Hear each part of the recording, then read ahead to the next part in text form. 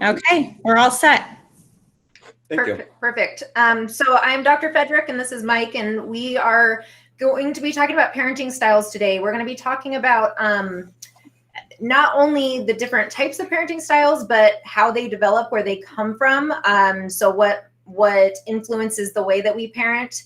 And then we're going to be talking through 4 different parenting styles and the impact that each of those styles have on your children. And then we're going to conclude and talk about the most effective parenting style option, as well as some of those specific behaviors that come along with that style. So the 4 parenting styles that we're going to talk about: permissive, uninvolved, authoritarian, and authoritative. Okay, let's start with permissive parenting. Permissive parenting is a lot of when a parent is very lenient and they only step in when there's a serious problem. And so like there'll be lots of like escalation, and like it's like when you hear things like getting louder back in the kids' rooms, and it just keeps going and going, and like you don't intervene until like it's way big and way loud, or nothing happens until you find out that your kid is failing the class, things like that. There's a passive, that those parents are passive, and then they adopt an attitude of like, kids will be kids. I hear it a lot of with parents that I see. That'll be a lot of like, yeah, boys will be boys, or like, you know how girls are at this age, they're just kind of mean. Things like that just like allows for what you know isn't acceptable behavior, but you just don't feel like intervening on it. A permissive parent might give consequences, but usually won't make those consequences stick. Like they'll give those privileges back if the child starts begging or throws a fit or doesn't want to do it, or just becomes too much of a hassle for the parent to deal with. So they give a consequence, great, they don't stick to the consequence. So the kid learns that if I throw enough of a fit or if I become enough of a pain, I get what I want. And the permissive parent also takes on more of a friend role than a parent role. And so there's not necessarily guidance or helping them or like steering them along the way. You're just there with them and kind of just making sure that everyone's having a good time. So I described this type of parenting style. We've all been in Target and we've all seen it. The kid asks for a toy, the parent says no, the kid is flailing around on the ground, and then inevitably the toy is given to the child. And so that's a really good example of permissive parenting, that these boundaries are set, but then they're not held to. And so the impact of this is that kids learn that they don't need to put forth effort. So they've learned that they're going to get their way regardless of how they act or regardless of the effort they put in. They're more likely to struggle academically. And this has a lot to do with the parent maybe stepping in. So if the child is struggling academically, they might step in and do the homework for them, or they might sign off on things that weren't actually done. They do things. Often the idea with this parenting style is to prevent any type of discomfort for the child or any distress for the child. So they'll do anything they have to make sure to take that away. We'll see lots of times too where it's like the parents will then blame the teacher or like the coach or whomever, or the adult, for like why the kid's failing, or like why the kid can't play, or like it's not about the kid and their behavior, it's about the adult and like what they're doing wrong. So that parent can be really permissive at home, but then like really strong in those situations, and it's all just about avoiding conflict with their kid. Yeah, and that's a great example. It was the helicopter parent for so long, but the lawnmower parent is really this generation, and that is just plowing down any problem in their child's way, so that they don't even let their child come up against a problem. Mm-hmm. They'll make sure it's out of the way before the kid even has to face it. So because of that, there ends up being more behavioral problems because they've been taught that they don't have to respect authority or rules. Parents will step in and make sure that if it's somebody else, like Mike was saying, giving the consequence, they'll step in and kind of fix that problem for them, or the parent themselves don't give a whole lot of rules or expectations. And so obviously behavioral problems start to happen. These kids also tend to have lower self-esteem and experience sadness. They're not given opportunities to build grit or resiliency. So they are not the resilience needed in order to face these problems, like academically or with sports or with all those things. they haven't been given the opportunity to learn that. Yeah, they don't know how to fail and to overcome the failure. They just know, if I act a certain way, my parents will take care of it all for me, and so everything will just be fine. Those kids tend to think they can't do anything for themselves. That's the low self-esteem. Yeah. Yep. I'm going to cover uninvolved parenting. So uninvolved parents, they have little emotional involvement with their kids. And so that means like they're not doing the connective things. Their kids don't come to them with their with their feelings. It's a lot of like hands off, especially in the emotional part of it. So like you might be around, but there's no emotional connection. There's no like anyone taking a risk emotionally. Like it's just maybe you're around, maybe you're in the house, but you're not there. Your kid can't feel you. An uninvolved parent might meet basic needs, but they're not meeting the kid's emotional needs. And this is a big deal. So an uninvolved parent can like make sure like they're providing a roof over their head and like in good meals, and like they may have a very nice house and the kid may have like everything they want, but like superficially they're not getting their emotional needs met by that uninvolved parent. They're just around, but they're not close. They're going to have limited interactions with their kids. They're going to provide little supervision. This is different than a permissive parent, though. This is just like, I'm not even around enough to know that they're fighting, and the kids are starting to get escalated, back in their rooms. Like you're not tuned in enough to even know. The uninvolved parent's going to have few or like low demands or expectations. They're not going to ask for much out of their kid. They're not involved enough to know how to ask for things out of their kid.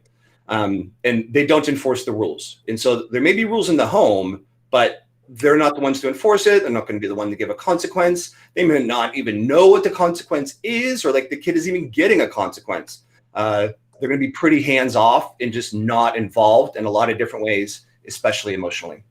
And uninvolved parenting can show up in multiple ways. So like the obvious examples that come to mind would be the workaholic parent who is never around because they're always working. And even when they're home, they're still working. And so they are uninvolved because of that. But there are other areas this can show up. A parent suffering from mental health disorders, struggling from depression, maybe has a hard time getting out of bed, or has a hard time being involved. So this really can show up in a whole lot of different ways. And it might be like they don't know how to get involved. They don't know how to do those things with their kid. It might be just the parent never learned that from their parent. And so they're just mimicking what was happening. They just don't know any better, but they don't know how to connect. Yeah. So the impact of this, kids are often anxious or stressed due to a lack of support. And to take that further, also a lack of containment or structure. So kids really thrive on boundaries, on structure, on really knowing the expectations of them. And they also thrive on being given expectations. And so when they don't, they get anxious, they don't know what to expect, they feel chaotic, often emotionally withdrawn because, again, they are not being given a template for how to connect emotionally. There's an increased risk of substance abuse due to lack of supervision. So increased risk of any type of risky behavior, really, because of that. They learn they can only depend on themselves. So if one of the impacts of uninvolved parenting is that when the child is struggling, maybe academically, or struggling with their peers, or struggling with self-esteem, or whatever that might be, the parent is not present to process through or hold them through that. And so the child starts to learn they can only depend on themselves anyways. So there is this sense of withdrawing or isolating, and tends to exhibit more delinquency. And so that goes back to the substance abuse. There's just more maladaptive behaviors because no one is telling them otherwise. Well, and they're going to, assuming they still are socially connected enough, like their peers are going to influence them tons. And so good luck with which way that goes, because if the parents aren't providing any guidance, their peers will, and that guidance may go anyway. Also, that whole, like, they can learn to depend only on themselves, that'll often come across as like independence. Like the kid can handle everything. Like they get up on their own, and like they make themselves breakfast, and like they get dressed by themselves. Like they totally handle everything. Okay, good. But like, where are you in that? Like that might be a great thing for them to do, but like, are you in the kitchen with them? Are you somewhere nearby? How are you helping? And so it looks like great independence, but like, it's actually just, they learn to take care of everything for themselves. This also tends to lead to a lot of like distrust of lots of people. Because if I can't count on my parents to be there for me? Like, who can I count on? And then it's just lots of like, they may be like superficially involved with people, but not deeply involved with people. Yep. Okay, next one is called authoritarian parenting. So this is a parent who believes that their kid should follow the rules without exception. And so kids should follow the rules, obviously. But there are all these times and circumstances where sometimes the rule may or may not make sense. It doesn't totally apply. It's like strict adherence to it just for the sake of strict adherence to it. Or like they're supposed to be home at 10. They get home at like 10:04 and they get all the consequences. Or like it's the like they have to clean the room in the exact right way. Like it doesn't matter that you tried to clean your room. You didn't do it according to like the standards I told you. So it doesn't count. Do it again and you're grounded, that kind of stuff. Well, and these are the parents, we would say they have rules for the sake of rules. So they often probably don't even know why that rule exists. Maybe it's just because they believe that they should have rules. And so there's not often a whole lot of reason behind these expectations. Or like the reasons why they were there existed a long time ago, but don't make any sense for like the kid or the situation or their age or anything like that now. Sure. They're going to often say, because I said so. Like, why do I have to do that? Because I said so. They're going to disregard their child's opinion. Now, we advocate, like, your house is not a democracy. It is a parentocracy. But especially for teens, the need for their opinion to be heard and understood and valued is really, really important. You don't have to do something just because, like, that's the way they think it should go. Like, if they mess up and you ask, like, you know, hey, I want your input on this. Like, what do you think should happen here? It doesn't mean you have to do with what they come up with, but ideally you would have their input and their opinion and allow them to feel heard and understood. The authoritarian parent doesn't allow that. They don't even ask. Lots of times this is using punishments instead of discipline. And so, of course, kids need discipline. It's appropriate. It's part of like, if you, as far as redirecting a behavior you don't want or aren't okay with. Punishments are going to be that too big, too heavy, too long. It doesn't make sense for you to be grounded for the entire semester. It doesn't make sense for you to lose your video game for the whole year. Things like that, where it's a big giant, like you nuke the situation versus giving discipline. And lots of times it's under the, like, I'm going to teach them a lesson. So like they learn how bad this is. The authoritarian parent, they don't allow for choices or for the child to have a voice. That's similar to have an opinion, but also this is like, hey, here's we're going to dinner tonight, or this is what's happening today, or this is what we're doing this weekend, or here's what you're doing this weekend. And the kid doesn't get to say so about anything. And then the focus is on compliance, like shut up and do what I told you to do. And do it when I told you to do in the exact way I told you to do. And that's there without exception. And the only thing that matters is the rules and the following of rules. Yeah, and these parents tend to be really critical. And so maybe they ask their child to do a chore and maybe it's vacuum the floor and the lines aren't going the right way, or put the dishes in the dishwasher and they're not exactly in the spot the parent wants, or whatever that is. But they tend to be really critical and nitpicky of the child. And back to not allowing for the child to have a voice, especially teens, they're starting to develop their own beliefs around politics and religion and social issues. Sure. And that becomes what we would call intellectual abuse, when the child is not allowed to have their own thoughts or feelings about those type of situations. You know, that's a really good point, because it's the whole, like, you better have the same political opinions I do about stuff, because if not, you're wrong and that's not allowed. Right. And lots of times even like name calling, or like even like, so that can have lots of harsh words. Yeah, that kind of stuff. And so for a kid to figure them, for a teen especially, to figure out their own thoughts about so many things, for you to be there with them, let them know what your thoughts are. But like that's, if they don't have that, it gets rough.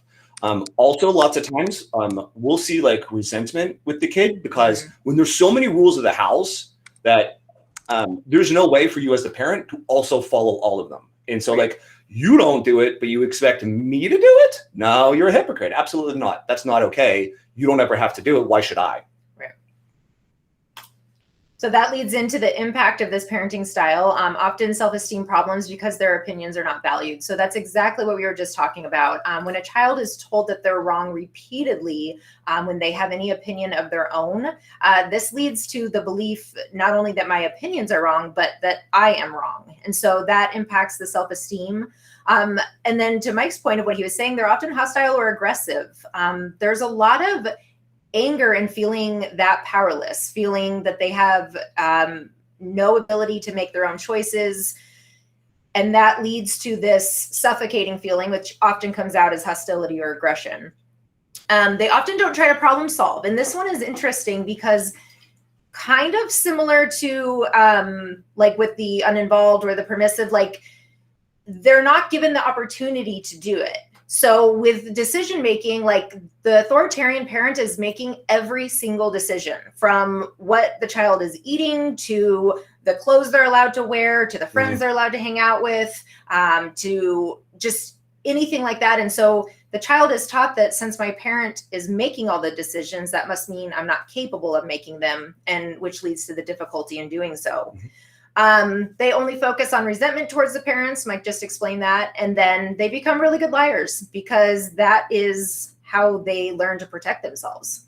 Yeah, that last one's hard because then like the kid is lying. And so when they get caught in the lie, then lots of times the authoritarian parent, again, will like drop the big bomb because I need to teach you it's not okay to lie. But that doesn't make the kid lie less. It just makes them try to avoid the punishment. And yeah. And so like I work with parents all the time where it's like, my kid lies to me all the time. And so my question becomes, okay, what's going on where they feel the need to? Like sometimes they're just covering like bad behaviors, or like they're up to no good, or like they're being all sus.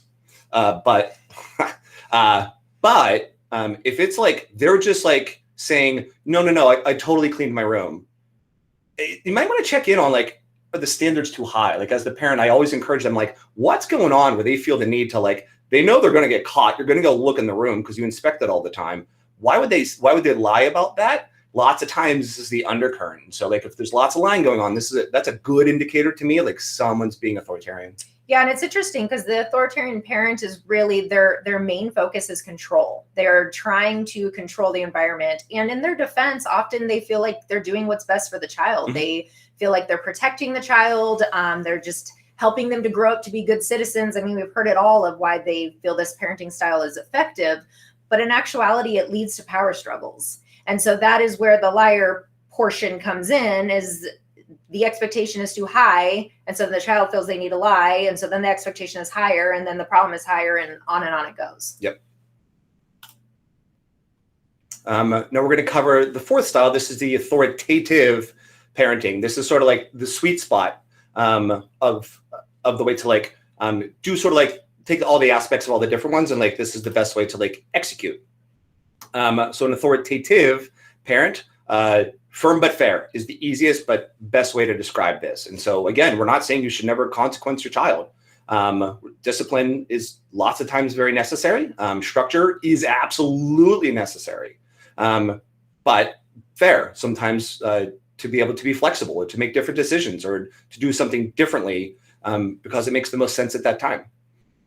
You're going to have rules and consequences, but take the child's opinion into account. And so lots of times this will be, sometimes people do like family meetings or like, gather everyone together. Like some families do like once a week or so, or this can occur like in small one-on-one talks with your kid about like, what do you think about this? Or okay, dude, you're failing right now. Like, what do we do? What's going to make the most sense? And also like, okay, it's not okay.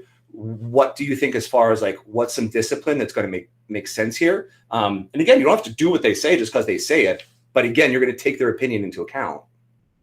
Validate their child's feelings, but make clear that the adults are in charge. And so there's lots of times teens have big reactions, big emotions, big feelings. And it's disproportionate. It doesn't necessarily make sense. There's no logic to it. That happens with teens. We were that same way when we were teens. But you can still validate the child's feelings, even if you don't understand their feelings. And let them know that they feel heard and understood, but also make it clear that like, got it, I understand that you had big, huge fear and anger based on what happened with your sister, I get that's what was going on for you. That would be really hard. So you're saying some terrible things to you. And she was really mean. You don't get to hit her though. And that's a really big deal. That's the like, I got you, kiddo. I see where you're coming from, but the adults are still in charge here. You're authoritative parenting. Also, they're going to invest time and energy into preventing the problems before they start. And so that is like when things aren't blowing up at that point, you're going to have the conversation with your kid about how to handle, like, you're going to your first party. How are you going to handle that? What's going to go on? What are you going to do with the peer pressure? Things like that. Also time and energy into like expectations around things like internet and social media, stuff like that. Before you catch them that, they're sending nudes, you've talked to them about the expectations and why that's not okay. Well, and also with the preventing problems before they start, often when we work with teens that are maybe dealing with emotional dysregulation or anger issues, the parent often knows what triggers that, yet refuses to stop engaging that behavior that triggers it, or doesn't set up ways to, so for example, if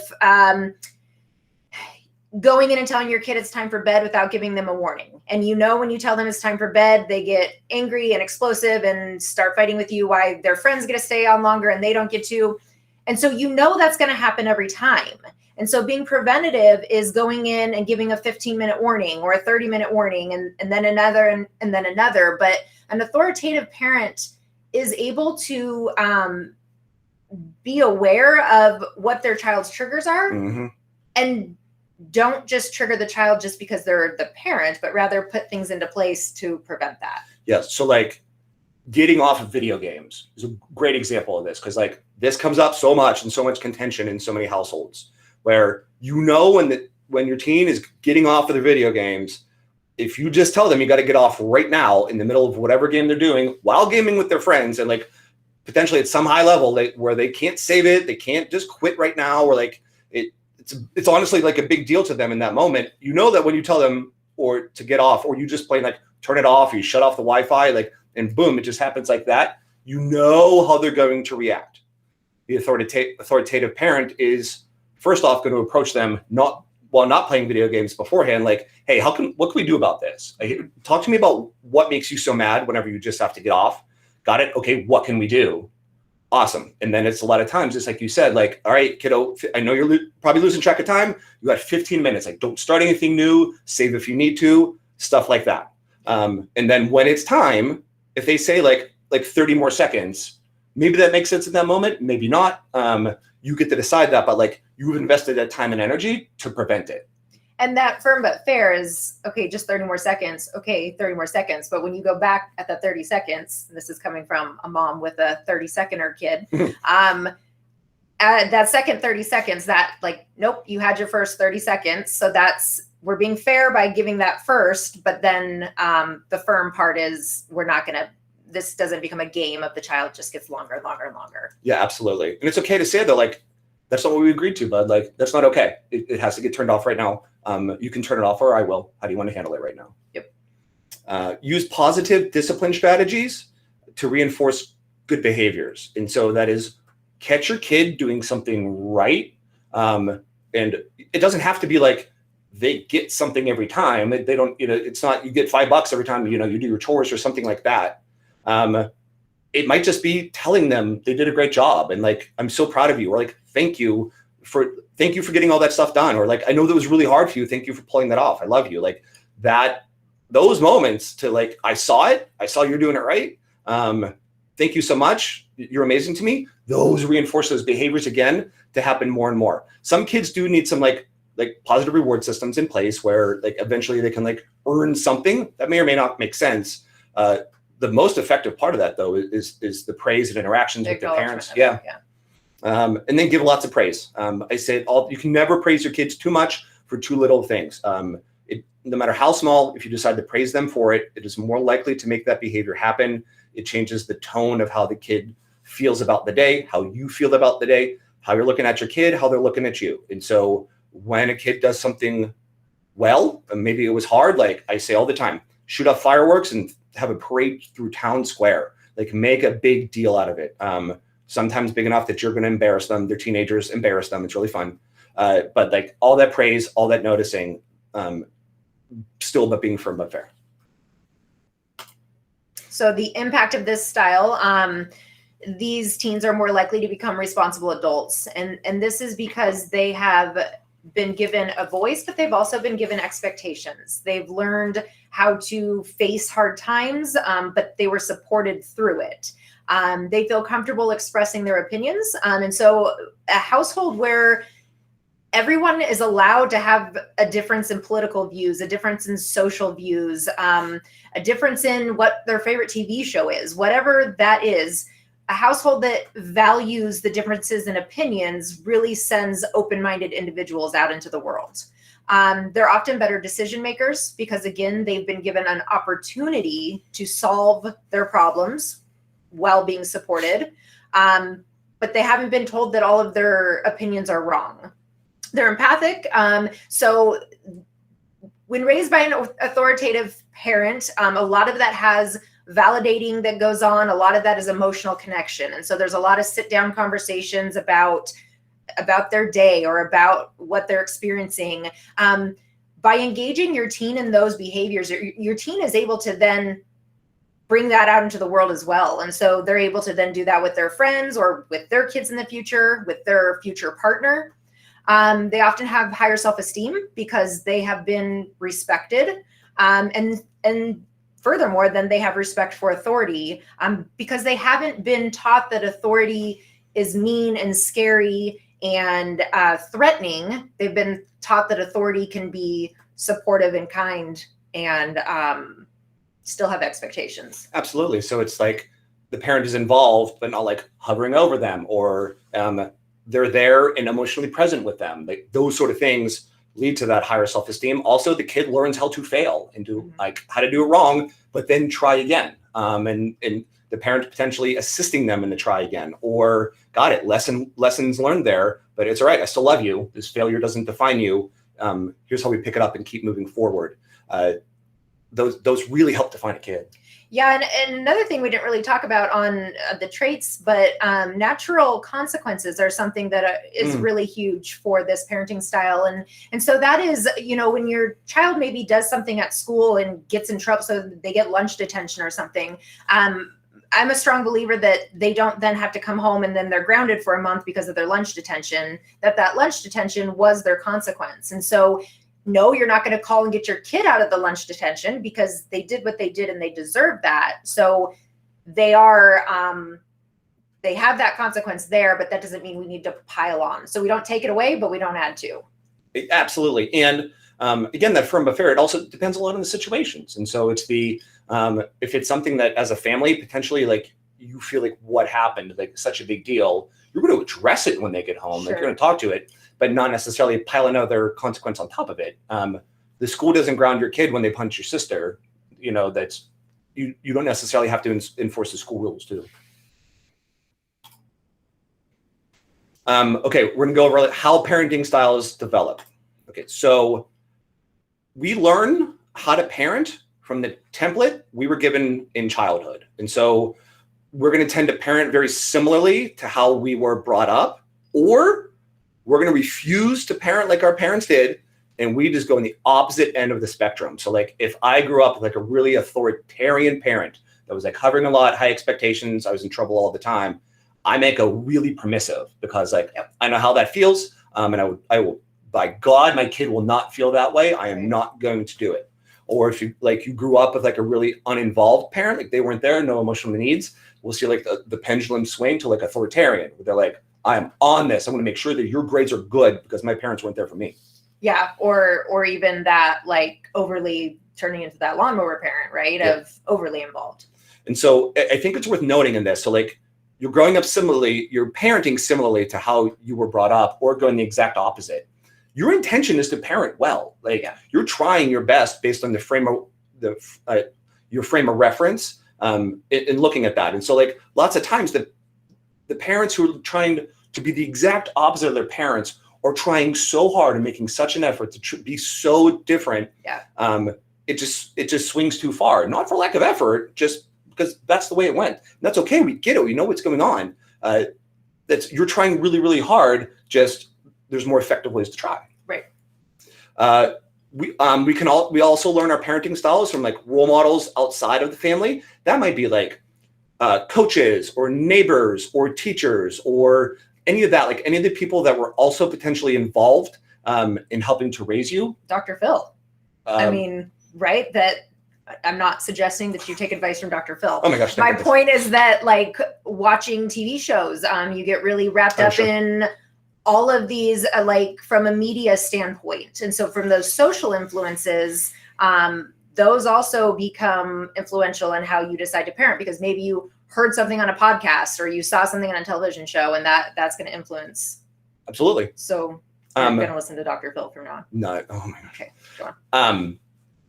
Also, I'll see it a lot with parents who were or are in the military, because like in those very formative years, like that 18 and up years where they learn that like the discipline and the structure and the like following of the rules that was really very helpful in the military, they then use to parent their kids with. And that's not an effective way. That's an effective way to run an army. That's not an effective way to run a home. Again, really well intended, but they're learning from that role model about this is how to run a structured house, a group of people to make it work.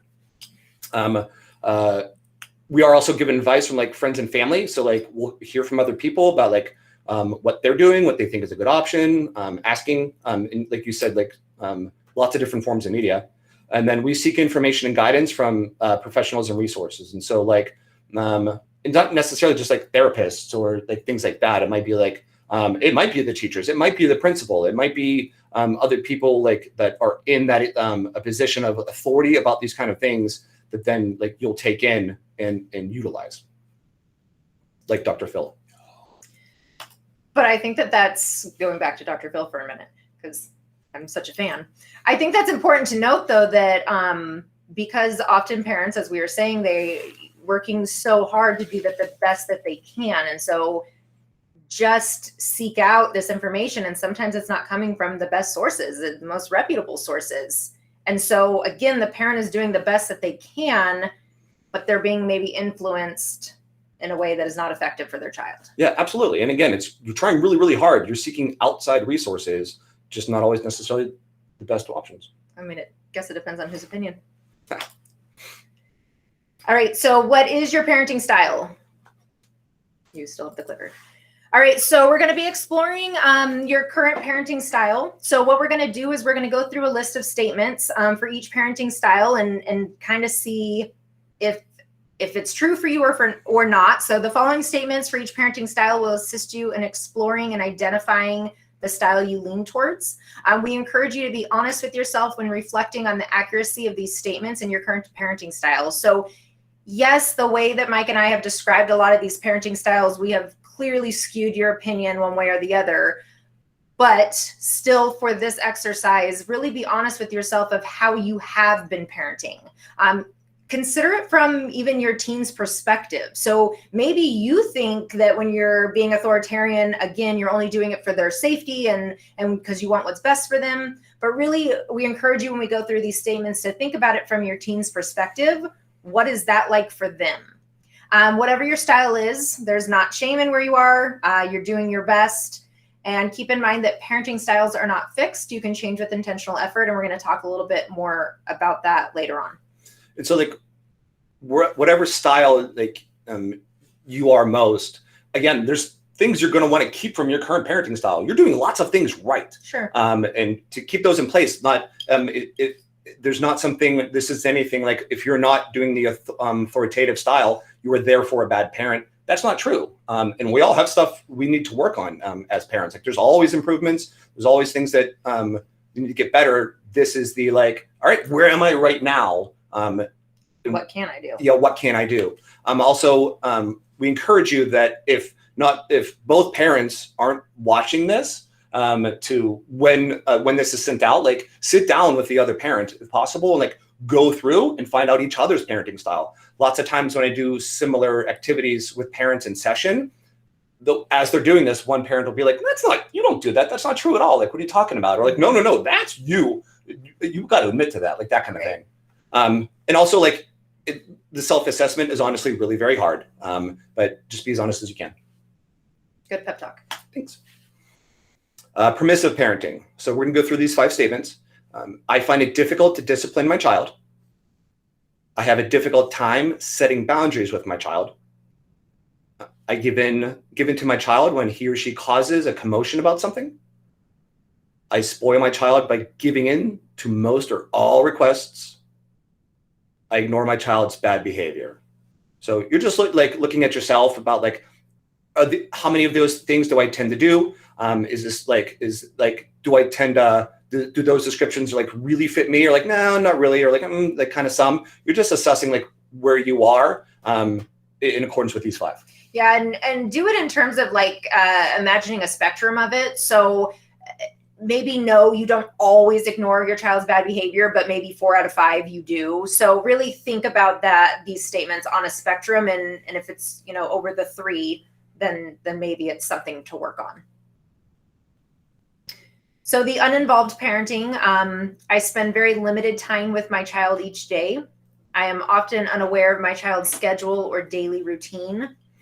I'm unaware of my child's current grades or academic performance. I spend most of my free time in another room or away from home. I often do not attend my child's sporting events or extracurricular activities. So again, the uninvolved parent might be in the house, just not emotionally present, or might not be in the house at all. Sure. And I'm sure there's lots of parents that are like, when they're resonating with the uninvolved parenting, you're saying lots of things like, but I'm at work, or I'm doing things, or like, sure, I can't be there for those things. Got it. Certainly understand. You still aren't there though. And so like, is there good reasons for it? Maybe, potentially, but this is just sort of like just looking at yourself, and especially from your teen's point of view, what would they say? How would they feel? Authoritarian parenting. When my child asks me why he or she has to do something, I tell him or her it is because I said so, or because I'm the parent. I frequently punish my child for not complying with my requests or demands. I yell at my child when they upset me. I use criticism as a way to get my child to do what I want. I frequently remind my child of all the things I've done for them or I am doing for them. With the yelling one, by the way, is like lots of times I hear parents saying things like, well, yeah, but I have to get loud enough to get their attention. I got it. Listen, I know just what that's like. There are other ways to get attention that don't necessarily snap your kids into it. So that's one where like lots of times like, well, yeah, I yell, but there's a good reason for it. Yeah, maybe not. Like that's one of the ones to check for yourself. Yeah, and the number 5 is also one that comes up frequently. So to elaborate on that further, it would be like you ask your child to vacuum for you because you don't have time. And of course they moan and complain because they don't want to vacuum, of course. And the response to that is, are you kidding me? Look at all, I take you to and from practice, and I buy you a uniform, and I this and I that and I that. And so when that happens, it's essentially you are pointing out everything that you've done for the child, and it's essentially shaming them into that they don't want to vacuum. Got it. And you are doing all those things for your child. Those things are happening. None of that has anything to do with vacuuming. The authoritative parent. So the first one, I am responsive to my child's feelings and needs. I give my child choices when appropriate. I explain the reason behind my expectations. I provide comfort and validation when my child is upset. I apologize to my child when I make a mistake. I frequently praise my child's successes and positive behaviors. So this, really summarizes what we went through earlier with that. And again, even if you feel that you fall into this category, or if your spouse does and you fall into a different one, none of us are perfect. So we're never going to be 5 out of 5 on this, even if this is the style we lean towards. Yeah, absolutely. So if you're scoring the most with authoritative parenting, it's not like nothing to do. I got this nailed. Like right. There's always still stuff. Also, number 5, I apologize to my child when I make a mistake is so very hard, but so very important. So if you're doing that, really big deal. Okay, so we're going to talk about how to adjust or change your parenting style, like if needed. Again, whichever one you scored highest with or was most like you, it's fine. It's okay. Like it's just where you are right now. You are trying very hard as a parent. You're currently watching an hour-long presentation about how to be a better parent. Like you're doing your stuff. Wherever you are, it's okay. Again, like there isn't any reason to walk away from this like feeling bad or feeling like you're doing it all wrong or like you're breaking your kid. You're doing the best you can. Maybe there's a way to do a little better. Okay, how you can change parenting styles. Okay, so keep in mind, nobody is a perfect parent. We all have room to improve. Parenting styles can be modified with the right knowledge and intentional effort. Sometimes it's really hard. You have to catch yourself in moments, and we're breaking really, sometimes decades old habit of how you've been handling something. It's really hard to change. Being willing to move away from learned behaviors. This one is actually like a lot harder than people give it credit for. Like, because lots of times, like if you start parenting differently, then like I'll hear lots of times parents say like, well, if I do that, then like I'm saying my mom was a bad mom, and like you feel like you're betraying them because you're going to approach things differently, or have your house differently than the way you were raised, and like that makes me feel really bad for like thinking or feeling that about like my mom and the way she raised me. Yeah, I got it. Those are all really valid feelings and valid thoughts. If your mom loves you, she wants you to be the best parent you can be. And then realizing that the opposite end of the spectrum of parenting is still dysfunctional. Seek to find somewhere in the middle. So that's where we talked about like you were authoritarian, and now you're just going to go permissive in order to like back away so your kids don't feel that way. Just like that's that same those examples we gave before. It's you're making an effort, you're trying really hard. Absolutely. That's just again just to check in and like try to find it in the middle versus like one extreme or the other.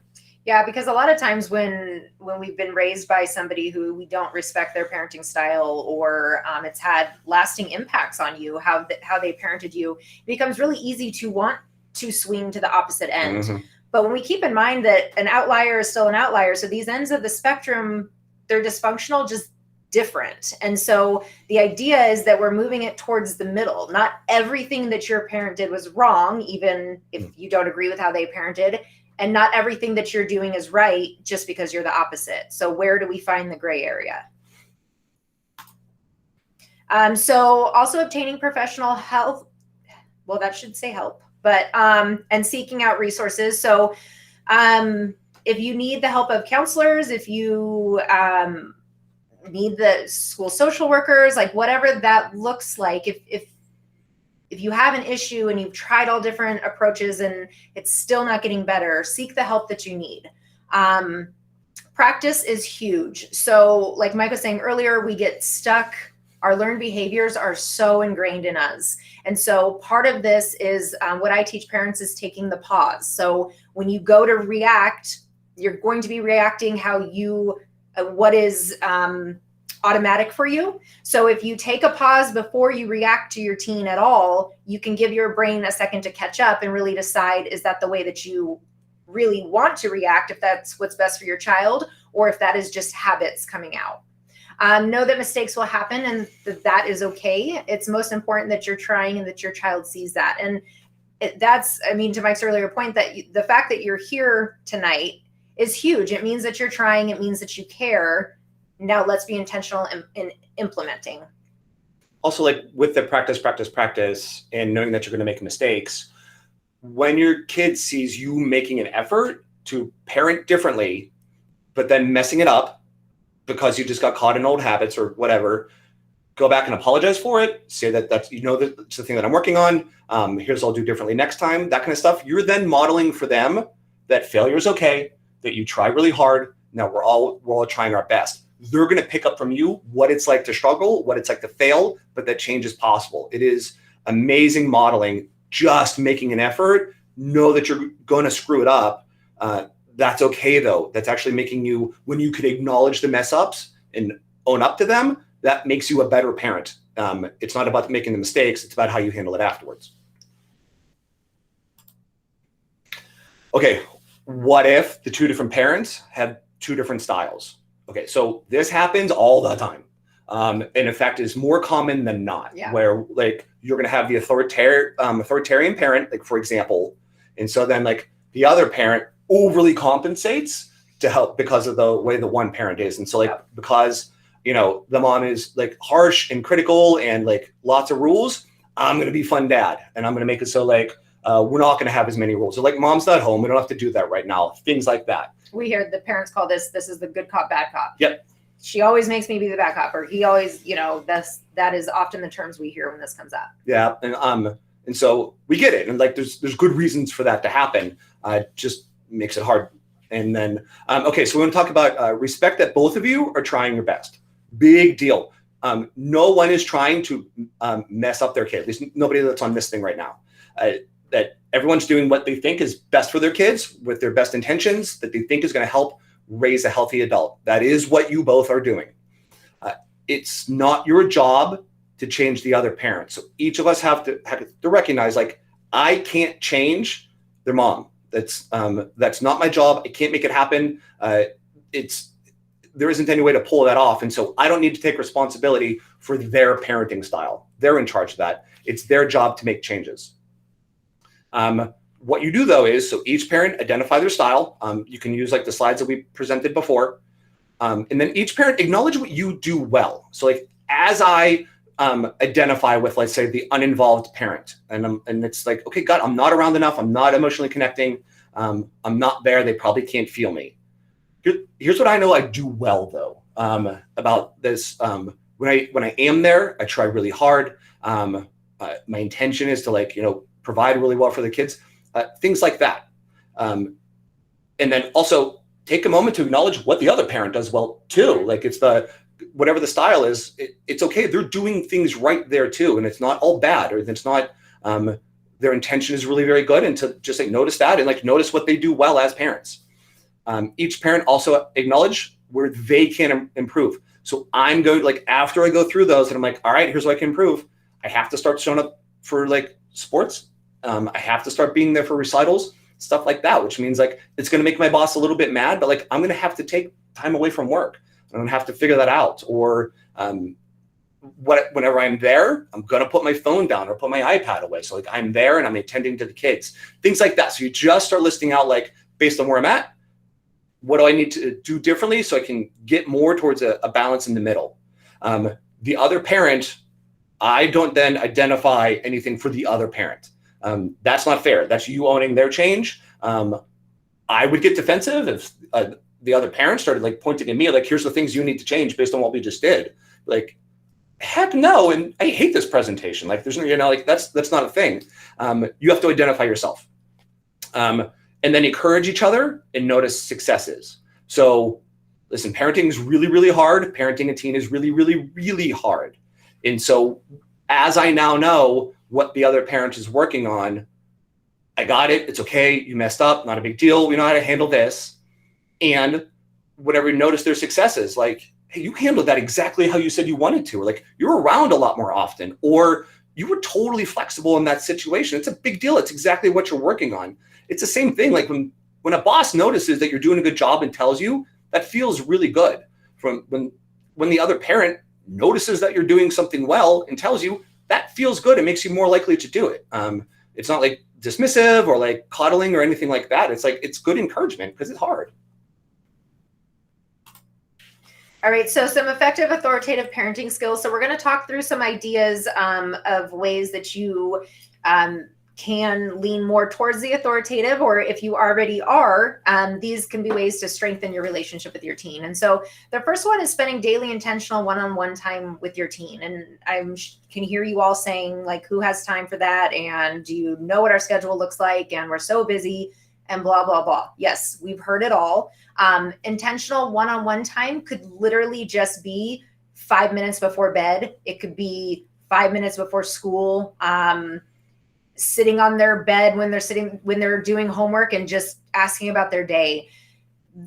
This intentional time, there's not this big expectation. We're not asking you to take them out for a couple hours every day. We're just saying find a way to connect at least once a day. Giving your teen choices. So we've covered this quite a bit, but whether it is, what time they do their homework. So maybe you want them to do it as soon as they get home from school so they can just get it done and out of the way, but maybe they do best if they do it after they've had a couple hours to rest after school. Giving them these choices is really important. Use positive praise.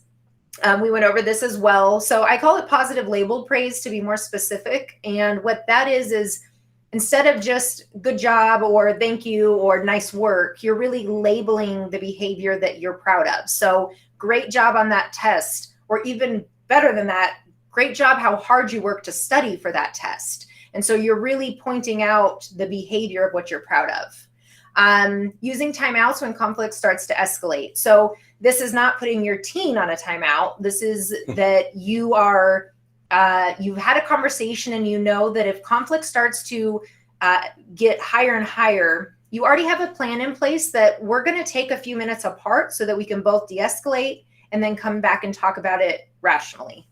So the giving your teen choices on that one, it also might be as, depending on where you've been, like as a parent, it might be small things like, where do you want to get dinner from tonight? Sure. Or like, okay, like we're going to the mall, where do you want to go first? Things like that, just seeking their input and then, honoring it and then doing that.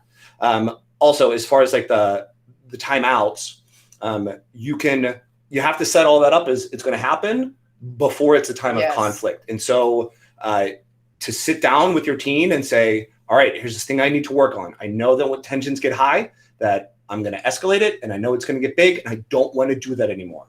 And so when we notice it's starting to get there, I'm going to do my best to say like, hold on, we need to go to like neutral corners, or we need to take a timeout, or like, let's take a break. Have a safe word. Yep, absolutely. Your teen can also be in charge of saying like, it's starting to get escalated. We need to take the timeout.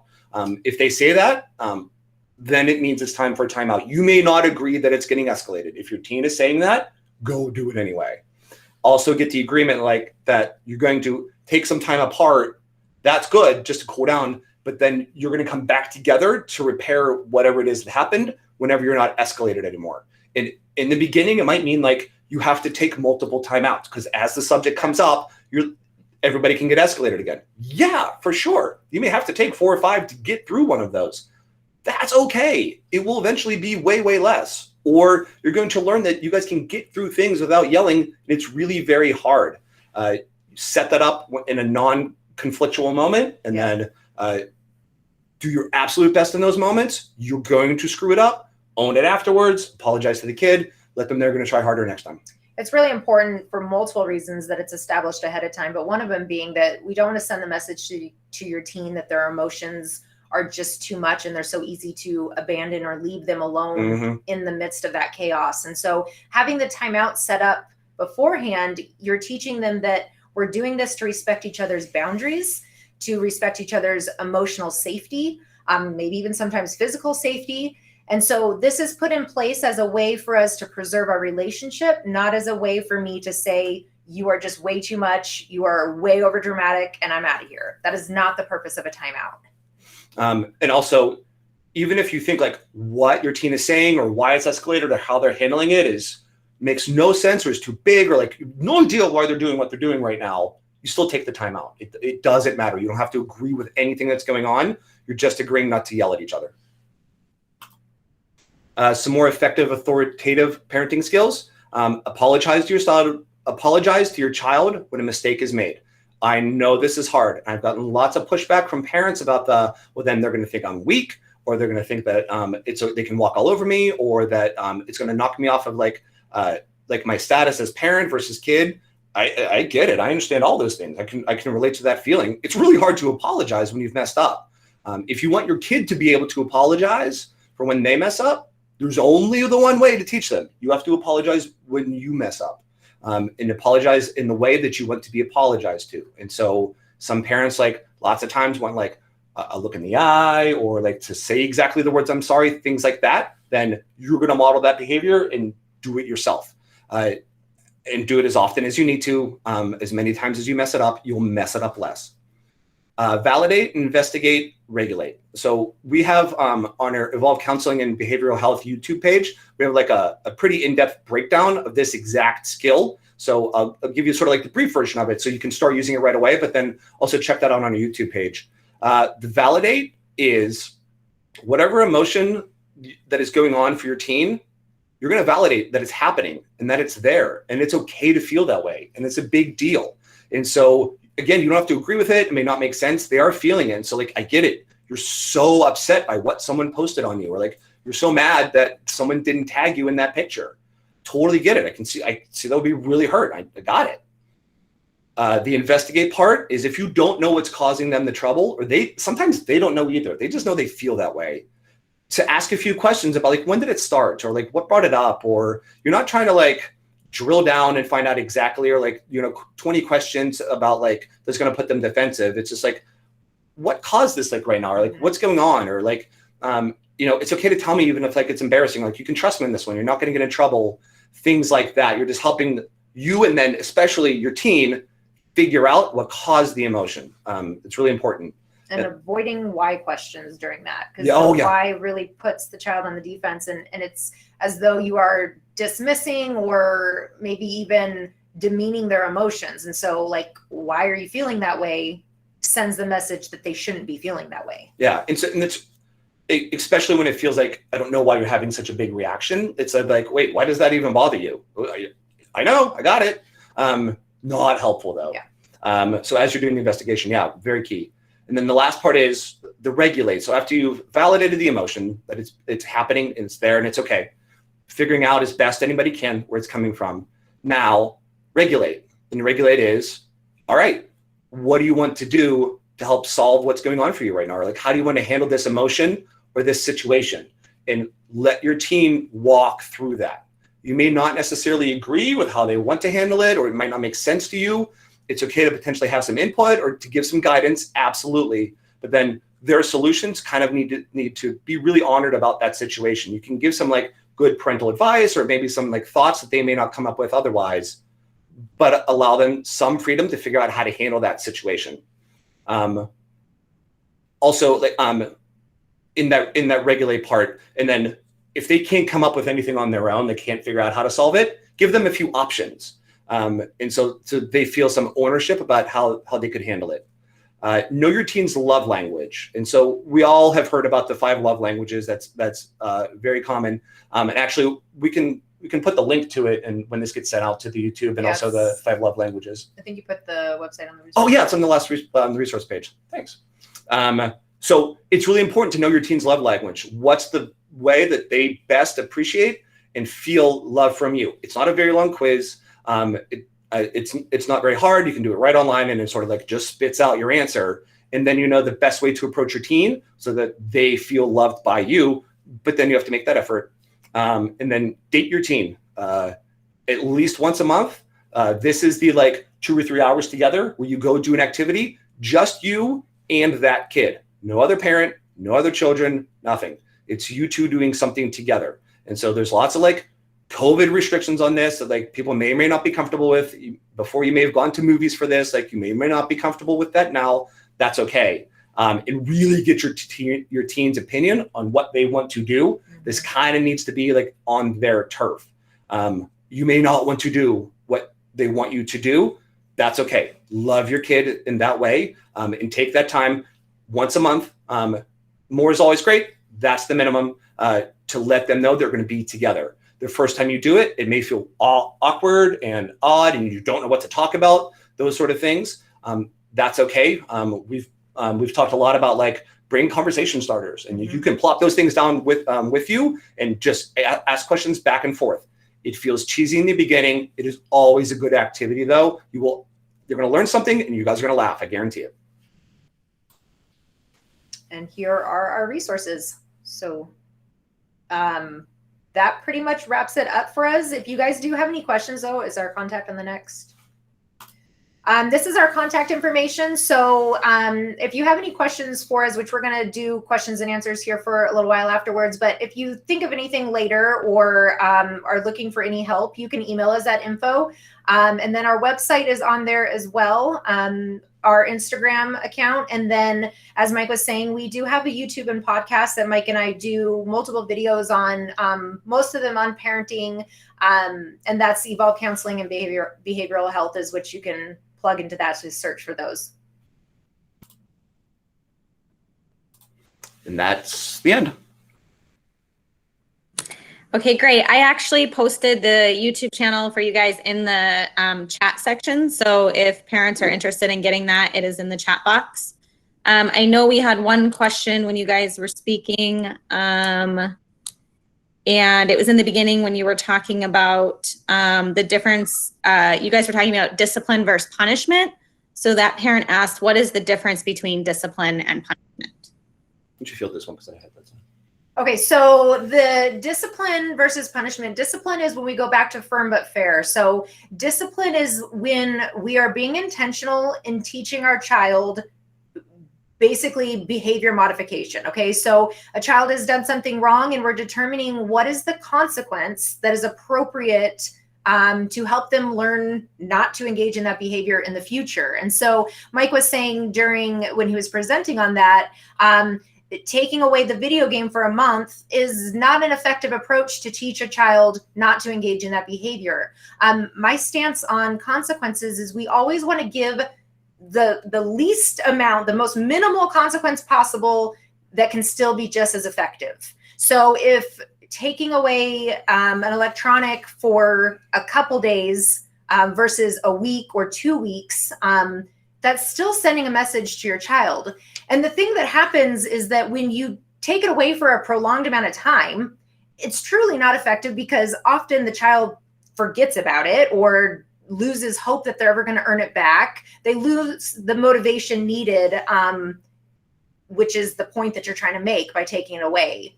Punishment is that it's just much more punitive. So punishment is I'm punishing you because you've done wrong and you need to learn your lesson. And so it's more the authoritarian parent uses punishment where it's even Mike gave the example of curfew was 10 and they come in at 10:04. And so now you're grounded for a month because of that. Punishment is used to basically assert dominance and power, where consequences and discipline are used to change behavior.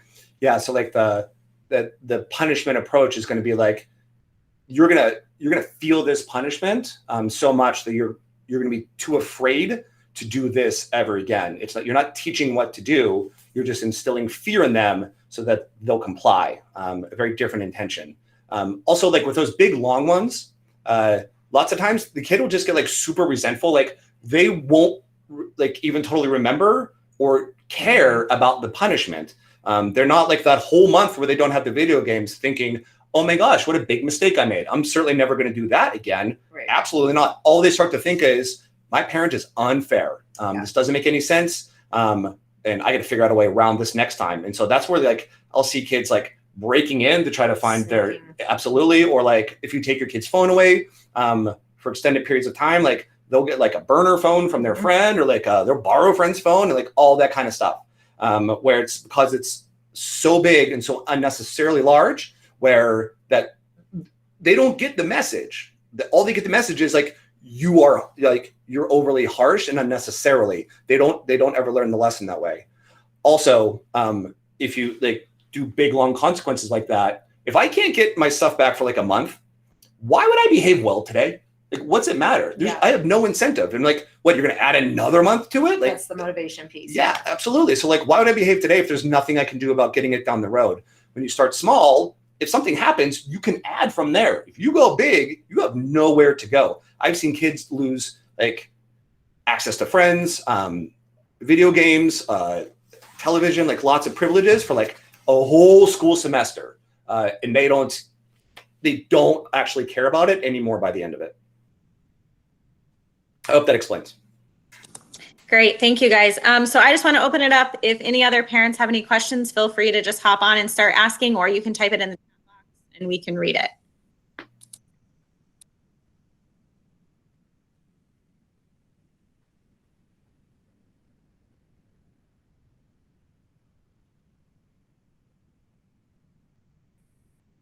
This is Byron. Can you hear me? Yes. Oh, okay. Do you have any parenting tips on reversing the impact of using the authoritarian parenting style in teens? Oh, that's such a good question. Yeah. So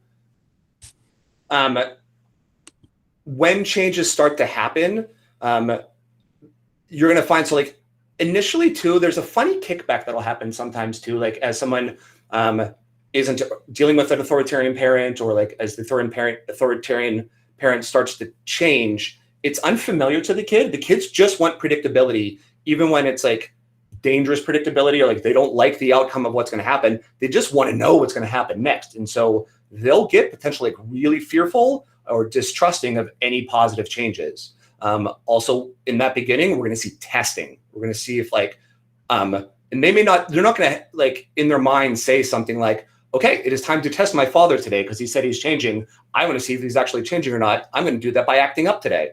No, it operates much more like non-consciously, where they don't know if they can trust it anymore or they can trust the changes. So they're going to act up and they're going to see what happens and to see how you're going to respond. As you become predictable, or as a parent becomes predictable in how they're handling things in a non-authoritarian way, they will begin to believe in it and change their opinion about that parent.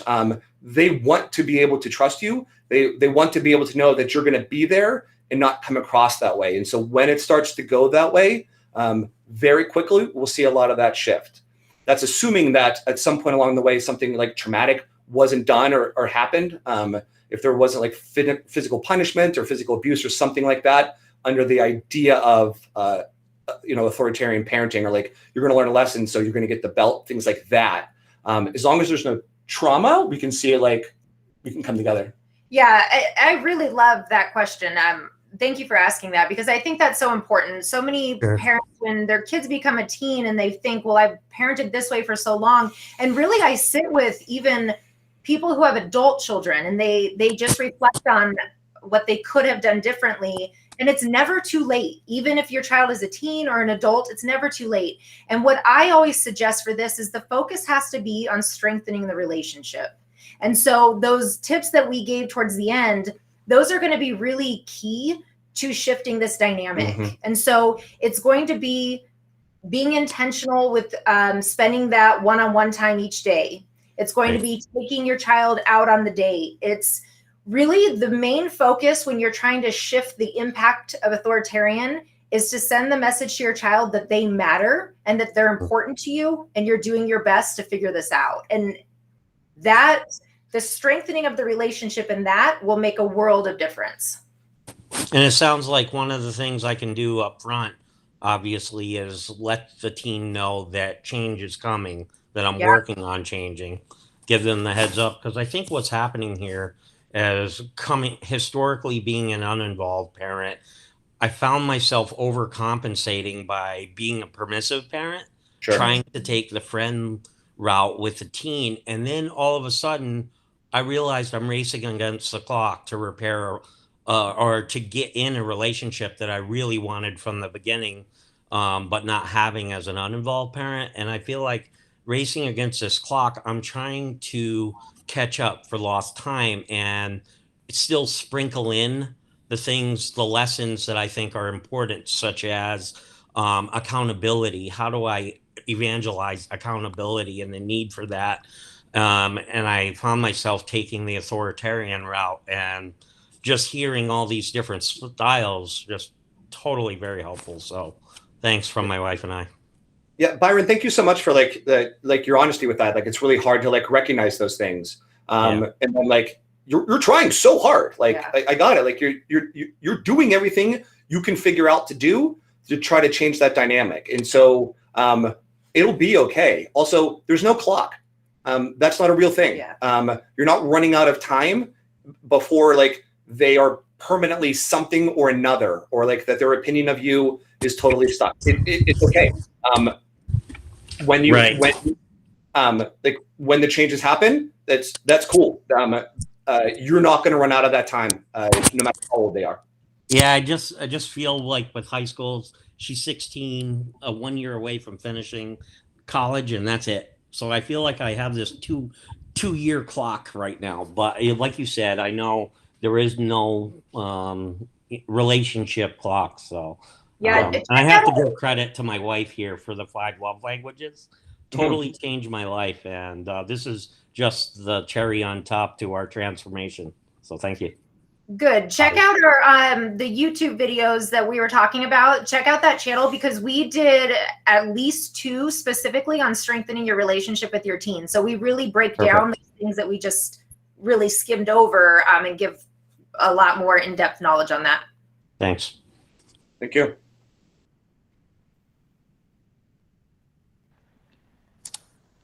Okay. Do you just start talking? Oh, go ahead. Yeah, Or do you sure. raise Go your ahead. hand? Sorry. Go for it. No worries. So, and I missed the beginning a little bit, but I did hear you say something about kids who are failing. And I thought, oh, excellent. My kid's not the only one.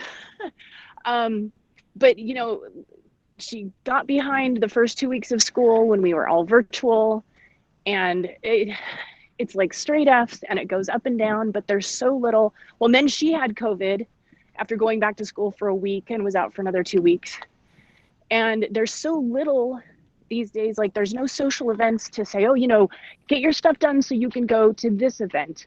Or, you know, and she's also in a position where she's like so far behind that there's no negative motivation either. Like, why should I do that work? You know, it's not going to count anyway.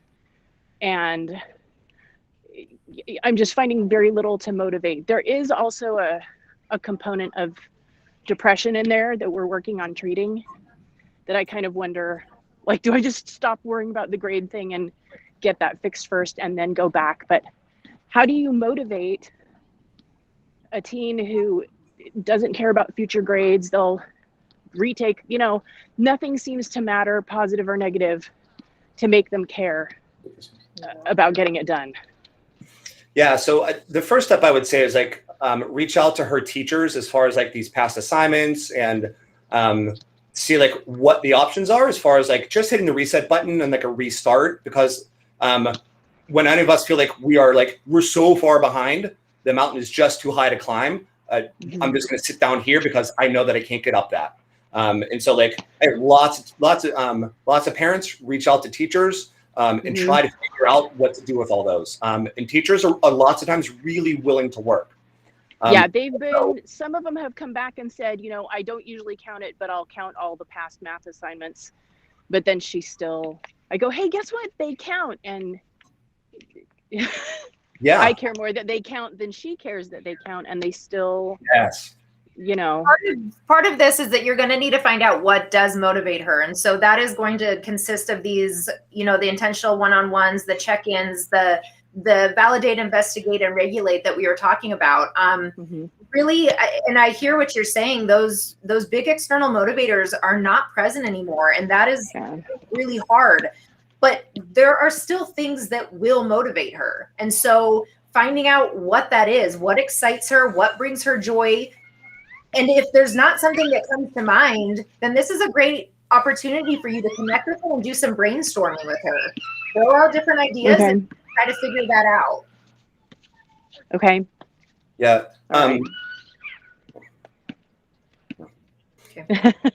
Any videos that you have on this topic? Well, again, our YouTube one, we have multiple on that, but we did a presentation last week for Hamilton, and we talked about depression and anxiety. And then towards the end, we went through a resource that is very similar to this concern. And so really broke down multiple steps of what you can do to come alongside her and really help her come out of this. So, you know, like as Mike is saying, she has this huge mountain to climb. She needs you to be next to her, to help her to climb it and to climb up with her. Okay. And where would I find that resource that you mentioned at Hamilton? Or is your presentation for Hamilton online too? It is. It's on the Hamilton webpage under their social work part. Oh, Yeah, and I usually share those as well, so I can put that on my website. That would be great. That would be great. Thank you. Thank you.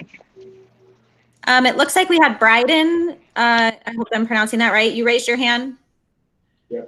Hi, yes. My name is Brian. My son is Bryden. And I feel like my son kind of has got the bit of all three, I think, different parenting styles.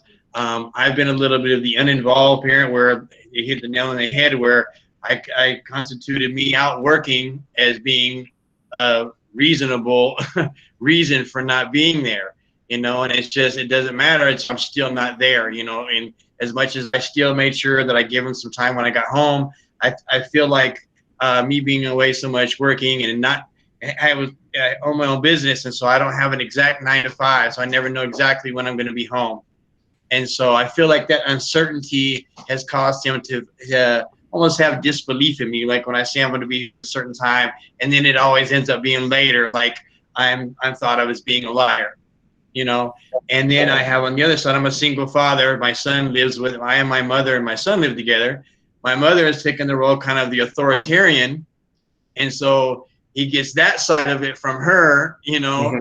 And when he goes to his mother's house, his mother is the party mother, where, oh, there's so many rules over there, just do what you want. So the poor kid, you know, he doesn't know which way to turn, you know. And I feel like, God, we've got him in this loop, so where he has kind of regressed to social media and online friends to is everything, you know. And I'm kind of wondering, as I you know, curve my parenting style to what I need to, how do I regulate how much I should be involved in his social media? I know TikTok, and there's a Discord, and there's Xbox messaging app. Like, how much involvement should I have? How much time should I allow? What should I allow? It's just so much. I'm just overwhelmed by it all. Okay, so that's a whole presentation in and of itself. And so, like, there's a lot of answers to that. But here's what I would say is that no matter how much you're on top of, or like which app you would use to monitor everything or be on top of it, if you don't have the relationship with him, he's just going to scramble about how not to get caught, about how to find a way around the monitoring apps, or like he'll find some other way to do it. And the teens are always going to be a step ahead of us as far as technology. Right. And so it's like, for like what you said, I love that you're owning your part of it, about the, like, you need to be the guy who comes home and he says he's going to come home. And you know that there's some aspects of that relationship that you need to repair. That's all you can control. Like, you can collaborate with your mom about like here's the changes, or like you can sit down with her and she can identify her own parenting style. You can't control his mom. Like, you can't influence her. You can talk to her about this presentation. But at the end of the day, if you build that relationship with them, if you take that time to date your kid and for the daily one-on-one time and get home when you say you're going to get home, you're going to have to monitor those things so much less, because he's not going to turn to that to try to get this nurturance and connection.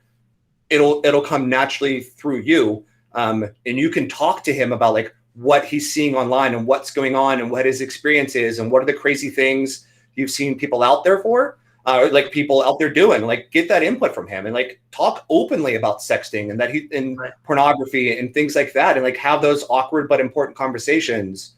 That's going to be your best resource, much more than the exact right rules and the exact right monitoring to make sure that he's safe. Yeah, and keep that in mind, that there's no exact right. And so we get that question all of the time. There is no exact right screen time. There's no exact right monitoring app.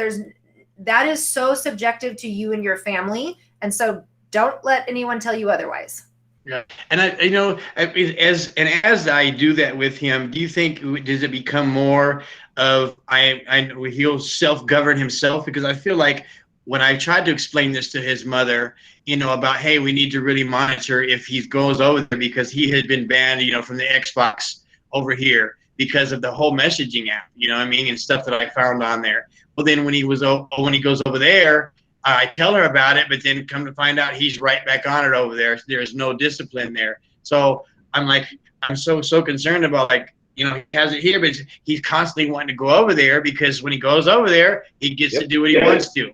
You know, so it's right back. Everything I've tried to set in place, you know, he gets to do over there. So if I can't curve her way of parenting, and is my parenting way good enough to where he'll start to govern himself in that area, or how do I manage that? He's not going to get himself grounded when he has the opportunity to be. It's human nature to do what you can get away with. And so Yeah. that's not abnormal. He's human and he's acting accordingly. And to Mike's point, you don't have any control over his mom, and that is not within your circle of control to worry about. But what is within your circle is how you are parenting him when he's with you, and the life skills that you're teaching him, and the values and all of that when he's with you. And then you can hope that he goes out and makes better choices, but to put the expectation on him that he's then going to go to his mom's and self-govern, that's maybe a little too high of an expectation, which is just setting you up for disappointment. Right. Okay. Yeah. Thank you very much. Yeah, he'll appreciate firm but fair structure. And like lots of times kids will have that thought. I've seen lots of kids shift to the idea that it's good over at my dad's. I like the structure. I like the boundaries. I like the predictability. I like the relationship we have versus just like a friendship relationship. Yeah. That doesn't mean he's not going to go over there just to play Xbox, but your relationship with him will be so meaningful and such a big deal that'll help as far as like what kind of man he becomes and who he is and like that kind of stuff will be big, giant influences. Yeah, I kind of make the joke about it where I know that that's what he does when he goes over there, and I just, hey, I know you're going to go over there and what you want to do. You're going to stay up late. You're going to be on the game. But unfortunately, over here we have rules and we have regulations and certain things in place. And I said it's not just for stuff you need to learn today, but you'll need them later on and when you become a man. I said so. Hopefully one day you will think about what I say and maybe you'll go over there one day and you won't play the game, just because you're not allowed to here. So hopefully one day he'll get it and he will start making the right choices. I have no expectations that at any time soon he's going to automatically just bow and, and do as he's told over there is the same here. But hopefully he'll begin to start making the right choices. Sure. Yep. Thank you. Thank you very much. We had a question in the chat box that said, how do we respond to teens who do not want to spend time with parents to even have a daily one-on-one or monthly date time? Well, first and foremost, that is developmentally appropriate. Teens are learning to be independent. Autonomy is really important to them. That is not abnormal for a teen to want to be in their room, want to be away from you. So none of that is abnormal, but it really is checking in on the relationship. So checking in on the parenting style that you've been implementing, and potentially there's some adjustments that can be made in order to work to not only strengthen the relationship, but to repair it so that desire is there. But that kind of goes back to what I was saying earlier about the daily one-on-ones don't have to be this big thing. And so as you're rebuilding this relationship with your teen, that one-on-one might literally be passing them in the kitchen and just, how was your day? Or asking them, tell me about, maybe they had a project they've been working on, or maybe something about their friend and you're checking in on that. Even a couple simple questions at first that are geared towards what they're interested in and what matters to them will start to open that door. And eventually it's super awkward at first. It's hard. Developmentally, again, they're going to want to spend time with their friends versus with you. We were the same way at that age. But as you continue, it does get easier over time. It gets better over time. It will take ongoing intentional effort on your part for the relationship. The parent carries the burden of the relationship. It's not on the kid. And so if they're having a hard time, yes, of course they are. Come back again anyway. And it just keeps showing up for them. You'll see results. And then they also had one other question that said, what message do we send if one of the parents are usually on their phone, even though they might be doing important stuff like buying supplies for the family? Well, I guess that's just, if that's all they're doing most of the time, and that's why they're on their phone so much, I guess just sort of communicating to the kid about that's what's going on. I think it's a worthwhile question though, what else are you doing on the phone and what are you communicating and what else are you on there that's going to feel like too much on their phone or involved that way? Of course, there's lots of stuff we all have to do and there's lots of good reasons to be on your phone. There's even better reasons though to put it down when you're around the kid. Like maybe find some other times to like do that ordering or check work emails or like stuff like that. But also realistic expectations are crucial. So we're not by any means suggesting that when your teen gets home, you are stuck by their side the whole rest of the night. That's not the expectation. They don't even want that, trust me.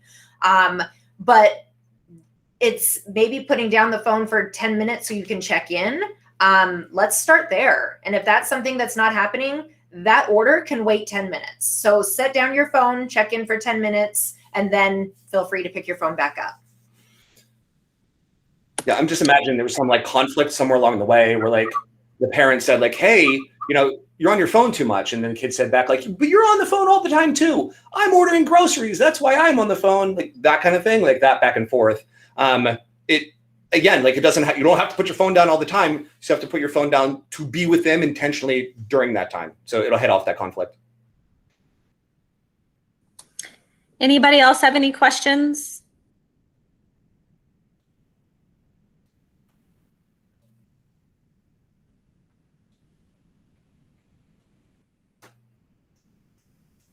And Lindsay, we can do what we did last time. If any questions come up afterwards, always they can email them over to info. If you guys think of anything after the fact, feel free to shoot us an email. Also, Mike's is M. Klinkner and mine is E. Fedrick, and same at evolvecounselingaz.com. So you can shoot each of us an email as well. So we are here and available. Yeah, we'll happily answer any questions. Like you don't have to be a client or like something like that. Like we'll take the time to answer your question. Great. Thank you so much, guys. I really appreciate it. I posted in the chat box my website, which will have the recording of this video if the other parent wasn't able to see it or you want to rewatch it.